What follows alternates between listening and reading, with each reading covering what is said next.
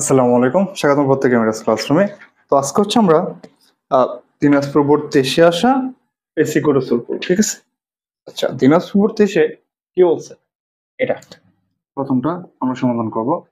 তো এখানে ছিল ক্যালসিয়াম অক্সাইড 2R সমীকরণে বলা আছে এক নং বিক্রিয়ায় 10 গ্রাম আর যৌগ উৎপন্ন করতে কত গ্রাম ক্যালসিয়াম প্রয়োজন। আচ্ছা আসো ঘরে সমাধানে যাই। আমরা সমাধান করছি দিনাজপুর বোর্ড কত 23। তাইলে কি বলা যায়, এক নং বিক্রিয়াটা আগে আমরা কমপ্লিট করি। তারা 2 অণু ক্যালসিয়াম দিয়ে দিছে নাকি, তারপরে তারা অক্সিজেনও দিয়ে দিছে। দিয়ে দিলে 2R, এখানে 2R যদি আমরা বিক্রিয়াটা কমপ্লিট করি, কি লিখলাম, 2 অণু ক্যালসিয়াম অক্সিজেন, তাহলে 2 অণু ক্যালসিয়াম অক্সাইড, তাহলে সুতরাং আর কে আর হচ্ছে ক্যালসিয়াম অক্সাইড। প্রশ্ন করছে যে এক নং বিক্রিয়ায় 10 গ্রাম আর যৌগ উৎপন্ন করতে কত গ্রাম ক্যালসিয়াম প্রয়োজন। তাহলে উৎপাদের সাথে বিক্রিয়ার একটা হিসাব না আমার। এখন ক্যালসিয়ামের ভর কত স্যার? ক্যালসিয়ামের ভর হচ্ছে কত? 40। 40 দোকানে কত? 80। তাহলে 40 ইন্টু 2 80। আর ক্যালসিয়াম অক্সাইডের ভর কত? 40 আর 112 হয়, মোট হিসাব করলে 112। আচ্ছা আমি ডাইরেক্ট 80 লিখে ফেলি। এটা 80 গ্রাম, এটা হচ্ছে 112 গ্রাম, ঠিক আছে? এবার কি লিখবা? লিখবা হচ্ছে কত গ্রাম কি থেকে কি যাইছে, 10 গ্রাম আর থেকে এটা থেকে এটা চাইছে নাকি। তাহলে আমরা লিখতে পারি যে 112 গ্রাম ক্যালসিয়াম অক্সাইড থেকে যৌগ উৎপন্ন করতে ক্যালসিয়াম অক্সাইড উৎপন্ন করতে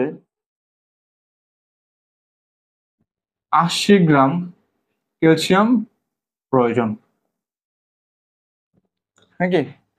তাহলে 1 গ্রাম ক্যালসিয়াম অক্সাইড উৎপন্ন করতে 80 ভাগের 112 গ্রাম ক্যালসিয়াম প্রয়োজন।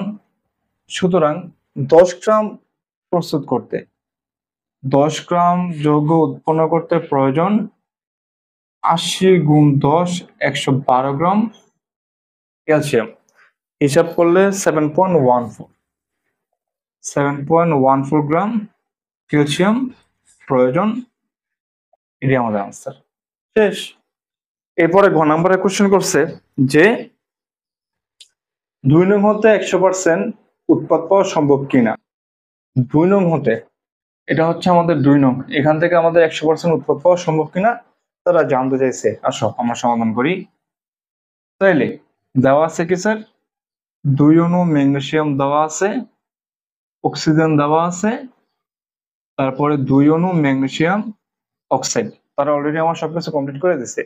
তাহলে ম্যাগনেসিয়াম কত, এখানে হবে হচ্ছে ম্যাগনেসিয়াম 42 গ্রাম, অক্সিজেন হবে হচ্ছে 32 গ্রাম, আর ম্যাগনেসিয়াম অক্সাইড হবে হচ্ছে কত গ্রাম, 80 গ্রাম। 80 গ্রাম।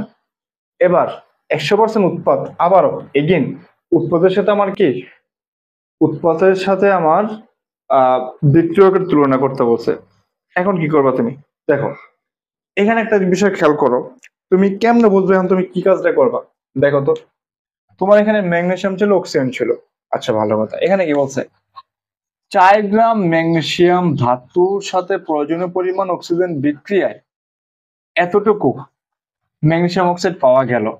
এখানে এই যে প্রয়োজনীয় পরিমাণ অক্সিজেন, অক্সিজেনটা কতটুকু তোমার বলছে, তোমার তারা বলে নাই।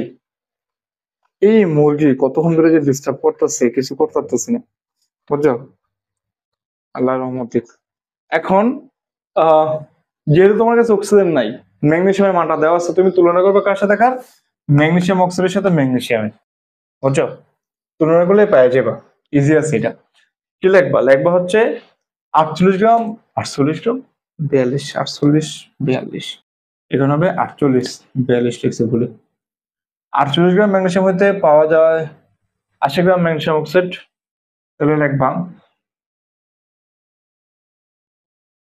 48 গ্রাম ম্যাগনেসিয়াম হতে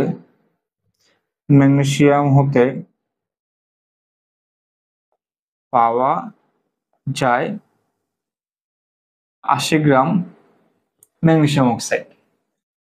তাহলে 1 গ্রামে কত, আমি আর এই যে ওই করলাম না, 1 গ্রামে কত, তারা 4 গ্রাম ধাতুর সাথে মিশাইছিল না, তাহলে 4 গ্রাম ম্যাগনেসিয়াম হতে পাওয়া যায়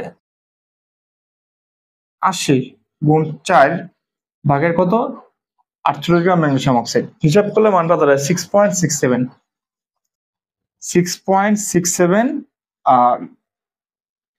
গ্রাম ম্যাগনেসিয়াম অক্সাইড। এবার একটু চিন্তা করো, তারা কিন্তু এখানে বলে নাই এই প্রয়োজনীয় পরিমাণ মানে কত পরিমাণ, তারা বলছে একবার বলে নাই।